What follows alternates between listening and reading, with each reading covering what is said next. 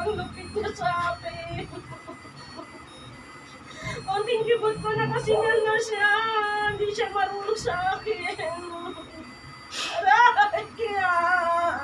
Nakadikit lang, ano? Naka-smith siya sa akin. Lagi pag pumapasok ako sa bahay nila. Ano gusto mo pa sa akin, Nay? Ayaw niya sa akin. Pwede ka mag-usap ni Nanay? Ha? Pwede? Opo. Pwede? Gusto mo sunugin ko tong daliri mo? Opo. Ha? Mainit ba? Mainit? Nalalamig na ako sa takot sa kanya.